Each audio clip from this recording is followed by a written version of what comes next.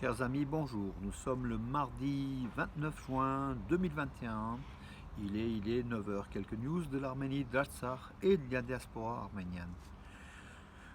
Tout d'abord, saluons quand même l'équipe de France qui est sortie, qui était favorite de l'Euro 2020, qui est sortie donc face à des Suisses extraordinaires. Hier, nous avons vu un match extraordinaire qui s'est terminé par 3 buts à 3 au terme donc des prolongations et aux séances au but. La France s'est inclinée et a laissé la place, donc elle est sortie de l'Euro 2020 dans cette huitième de finale. Saluons quand même cette équipe de France qui est très très forte. Bon, je pense qu'il y aura le jeu collectif aura été une des absences de cette équipe. Et puis manque de réussite aussi. Peut-être aussi le statut de vedettariat de nos joueurs qui ont des grosses têtes. Donc du coup, les Suisses modestement nous ont donné la leçon de ce qu'il fallait faire en football. Bravo aux Helvètes, bravo à la Suisse. Et puis nous suivrons donc avec intérêt ces championnats, cet Euro 2020.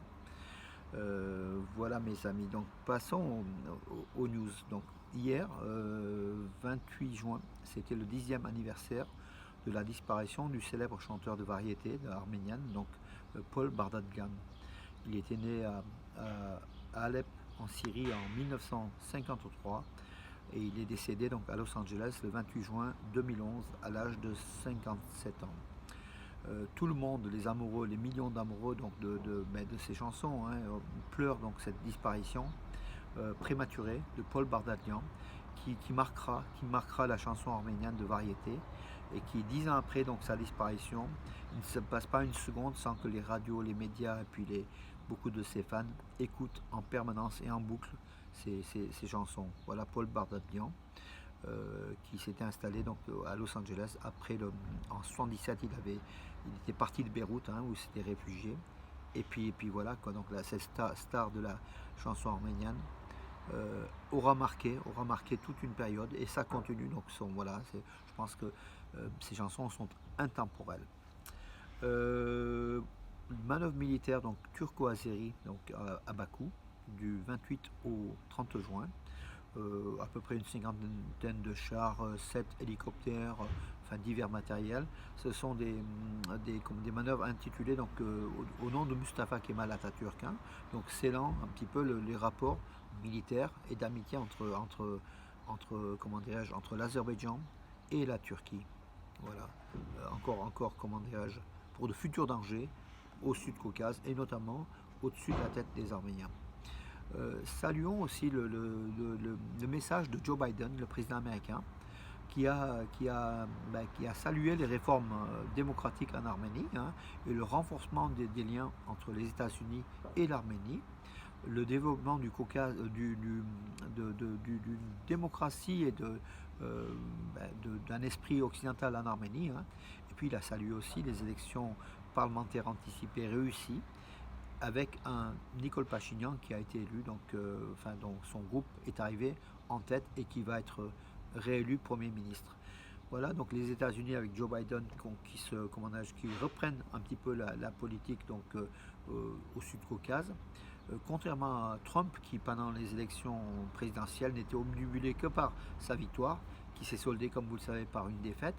Et l'Azerbaïdjan et la Turquie ont profité de ces élections américaines pour accélérer un petit peu la guerre en Artsakh. Voilà. Et Joe Biden, c'est tout autre chose. Donc il va reprendre la politique américaine, la présence américaine, et puis l'esprit américain sur le monde et sur ces régions-là. Ça, c'est un bienfait pour l'Arménie, je pense, et les Arméniens qui sont dans cette civilisation.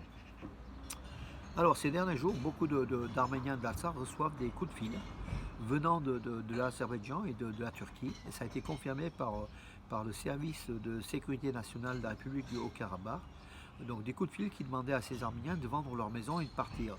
C'est pour créer un climat d'insécurité dans cette région, en Artsakh, pour que les 120 000 Arméniens qui résident encore partent tout simplement. C'est une politique machiavélique des Turco-Azéris. Donc le service de sécurité nationale de la République de l'Artsakh a affirmé que à chaque coup de fil, s'ils reçoivent de ne pas répondre à ces appels et de leur signaler les cas afin qu'ils puissent faire éventuellement une enquête, voir les choses. Voilà.